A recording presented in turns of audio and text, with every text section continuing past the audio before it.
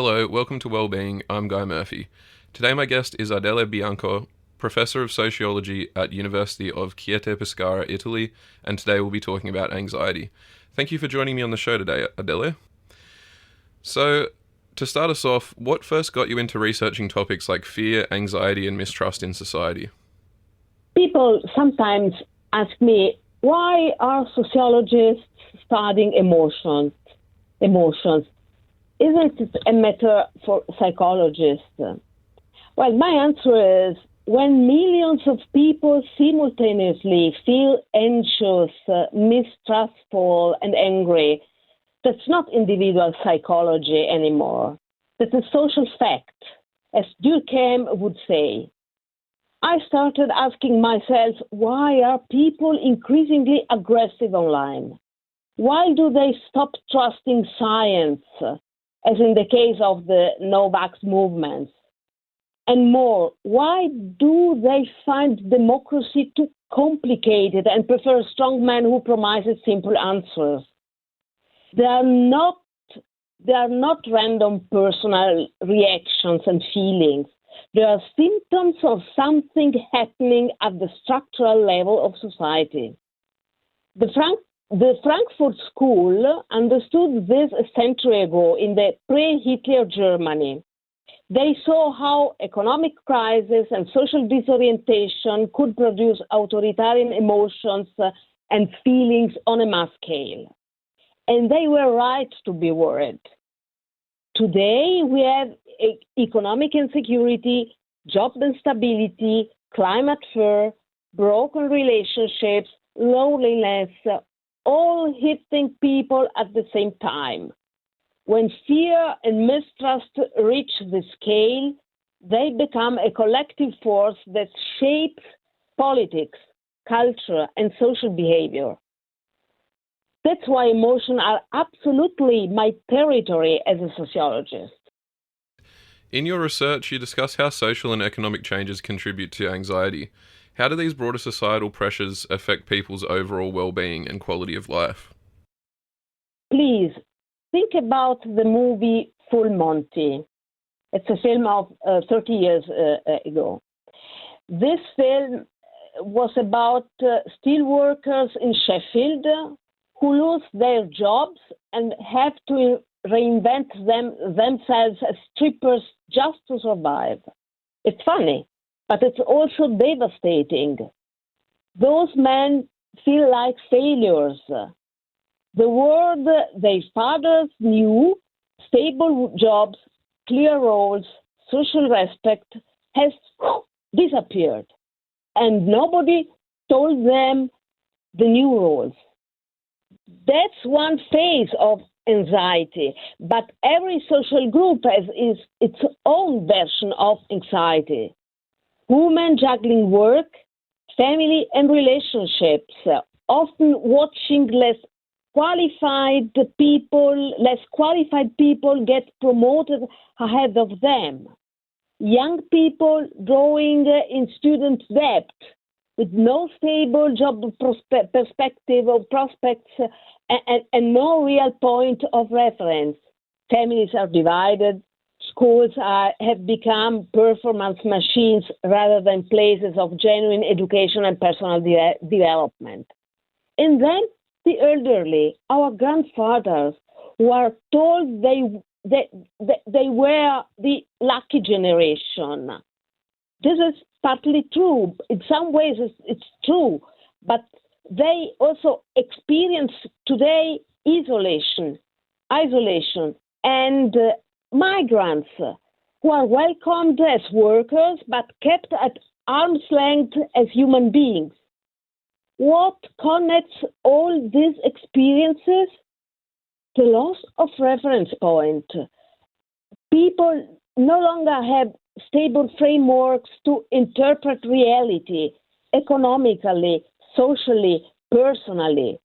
And when reality becomes unreadable, fear and mistrust fill the gap. Right, okay. Makes sense. And do you think that anxiety has become one of the defining emotional experiences of modern societies? Anxiety is not a characteristic of our time, but of modern society itself, right from its origins. Pre-modern communities were, in a sense, psychological, more comfortable. Everyone's role was clear, was clearly defined. Everyone knew what to do and what was expected of them. But modernity brought freedom, and with freedom came uncertainty and loneliness. Anxiety is the emotional price of modern freedom. The German sociologist Georg Simmel, at the beginning of the last century, already described this perfectly. The modern city offers freedom and anonymity, but at the price of loneliness. We are surrounded by people, yet we are alone. Networks of practical and emotional support are often very weak. What is different today is the intensity. We face multiple challenges simultaneously: economic, technological, political, environmental, and they all hit us at once. But every generation has faced its own fears. Our generation is not an exception. Our generation has got not the monopoly of fears. There's a scene in the Woody Allen's Radio Days. It's a movie of some decades ago. And this movie, Woody Allen presents a father who is furious because he thinks his son is being ruined by the radio, and it makes us smile today. And we say the same thing today about artificial intelligence, for example. The answer must be not fair. The right answer should be awareness. We must help people to become a conscious and critical citizen, not passive consumers of technology and information. And this is exactly what sociology offers, a perspective that no therapy or self-help book can give us. As Elias showed us, transitions are never easy, but they always lead to a new equilibrium. We must be aware of this in order to shape a society in which we feel at own home. You mentioned that digital technologies blur the boundaries between work and private life. How does this constant connectivity impact psychological well-being? There's a perverse dynamic at work here, and I think it's one of the most insidious aspects of digital culture. We are always reachable. And on the surface, that feels good. It means we are needed, we are wanted, we matter. But in reality, being always reachable means being always available, always monitored, always on call. The boundary between work and private life has not just blurred, it's collapsed. This is especially brutal in the gig economy, where your income depends on being permanently connected, permanently responsive, permanently active.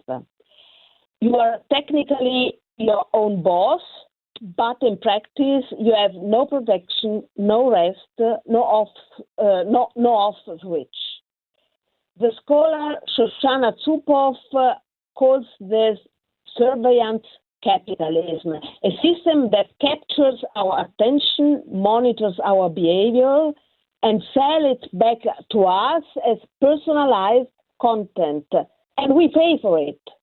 We think we are using the technology, but on the contrary, reversely, the technology is using us. And the effects on younger generation are particularly worrying. Neuropsychological research shows that constant stimulation from devices is narrowing our cognitive capacities, reducing attention spans, limiting the brain's plasticity and flexibility. We are literally reshaping our minds around the logic of the algorithm. This is why the European Union, since 2021, has recognized for the workers the right to disconnect, the legal right not to be tracked or contacted outside the normal working hours. It's a small but important step. We need to reclaim our time, our attention, our mental space, our privacy, our personal relationship, and we need space and time for it. Because a mind that is always reacting has no room left for thinking. Absolutely. It's very interesting, a little bit concerning, but yeah, very interesting. And do you think... Thank you. No, not a problem. And do you think modern work structures make it harder for people to maintain emotional balance and security? Definitely. And I'd like to be very concrete here. When your job contract is renewed month by month, when your salary is not enough and you need a second job, when you work evenings and weekends just to survive, stress doesn't stay at work. It comes home with you. It damages your relationships, your sleep, your sense of self. But there's something even deeper here. Work is not just income, it's identity, your identity. It tells you who you are, where you stand in society, what you can offer your family. And that becomes precarious when your job becomes precarious. It's not just your bank account that suffers. It's your sense of dignity and social belonging. This is why we are seeing increasing use of antidepressants, anxiolytics, even substance abuse such as tobacco, alcohol, or drugs. In other words, people are medicating a social problem with individual solutions. And that is a collective failure, not a personal weakness. The real answer must be structural, stronger welfare systems, labor protections, the right to be disconnect, a serious debate about reducing working hours and introducing universal basic income, particularly because of the spreading of the new technologies. These are not utopian ideas. They are already being discussed seriously in Europe and also elsewhere. We cannot keep asking individuals to be resilient in a system that's structurally producing fragility. You're listening to Wellbeing. My guest today is Adele Bianco, Professor of Sociology at University of Chieti Pescara, Italy. And how does fear affect trust in institutions, communities, and other people? It's perhaps the most urgent question in our time, and I've dedicated my most recent research to answer it. The mechanism works like this. When people feel economically insecure, when they see their living standards declining, when they feel invisible when they feel to be invisible to those in power, fear and resentment accumulate, and that accumulated fear needs somewhere to go, and it goes towards institution, towards expert, towards science, towards democracy itself. The German sociologist Norbert Elias, he lived last century, he gave us a powerful tool to understand this, the concept of de-civilization. According to him, civilization is not just about manners, being polite, eating with fork, using handkerchief. Civilization, according to Elias, is about the capacity of a society to manage conflict rationally, to build inclusive institutions to develop mutual self-control based on a sense of equality and interdependence. When inequality grows, that equilibrium breaks down. What we are witnessing today is precisely this. Research shows that since 2005, trust in public institutions has been declining globally, while trust in small immediate groups like family and close community remains relatively stable. In other words, people retreat into their tribe. Everything beyond the local, the familiar, becomes a threat. And here is where it gets dangerous. When people stop trusting institutions, experts, science, they don't stop needing explanation. They find other explanations, simpler ones, emotional ones, such as conspiracy theories, strongmen, magical thinking. All these are not signs of stupidity. They are signs of people who feel abandoned by the rational world and are looking for something that speaks to their fears and their anger. That's the reason why ignorance today is no longer a source of embarrassment. It's claimed as authenticity. And competence is seen not as a shared resource in the society, but as a weapon of the elite against the people. This is what I call a cultural secession, and it's fed directly by inequality and fear. The answer cannot be simply more communication or better science education. We need to rebuild the social contract, reduce inequalities, restore inclusive institutions, and give people back a genuine sense of belonging and relevance. Trust is not a feeling from a sociological point of view. Trust is a social structure, a social institution, and you can only rebuild it structurally. People matter. That's really interesting. I find particularly, what you said about ignorance and people finding simpler answers as a response to, what's going on in the world rather than, a lack of education or intelligence and that sort of thing. It's very interesting. I never really thought about it that way, but that makes sense. It's quite fascinating. That's the reason why sociology exists. Yeah, absolutely. And moving on, so what role do communities and social connections play in protecting well-being in times of uncertainty? Well, social connections are absolutely fundamental, and the research confirms this clearly. Studies show that for elderly people, for example, and particularly for them, maintaining strong social relationship has positive effects, not just on mood, but on physical health, cognitive function, even longevity. But I'd like to go deeper than that.